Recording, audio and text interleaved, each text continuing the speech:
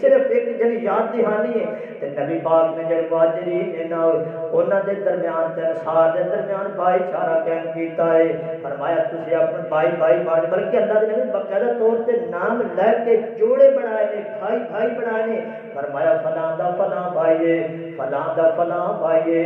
عبد الرحمن بن عوف رضی اللہ تعالیٰ عنہ جدو ہجرت کر کے آئے نے نا تے حضرت سعد بن ربیع رضی اللہ تعالیٰ عنہ نبی پاک نے حضرت سعد و حضرت عبد الرحمن بن عوف کا بھائی بنا دیتا ہے. فرمایا مسلمان کا بھائی ہے اے تیرا بھائی ہے.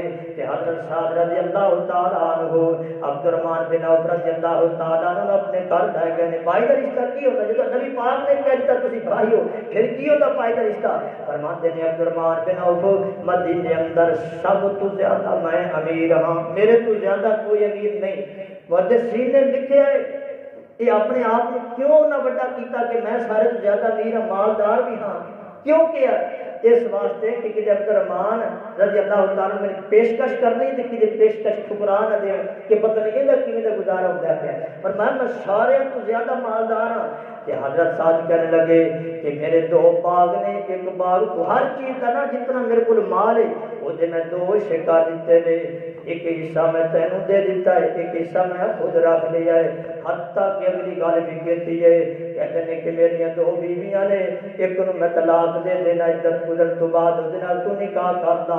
کہ عبد الرحمن بن عوف رضی اللہ تعالیٰ کہتے ہیں نہیں میں نے کسی چیز کی ضرورت نہیں بس میں نے شہر کا رستہ دکھا دیو. شہر مدینے اندر چلے گئے تجارت کی تھی اللہ نے مالدار بھی کر دیتا ہے اللہ تعالیٰ نے بیوی بھی عطا کر دیتی ہے. یعنی مہاجرین تے انصار دا نبی پاک علیہ الصلوۃ والسلام نے رشتہ قائم کیتا ہے تے انصار نے سب کچھ اپنا ادھا حصہ جو ہے وہ مہاجرین دے دیتا. کیوں اس واسطے کہ نبی پاک علیہ الصلوۃ والسلام نے سانو تہاڈا بھائی بنا دیتا ہے. حضرات گرامی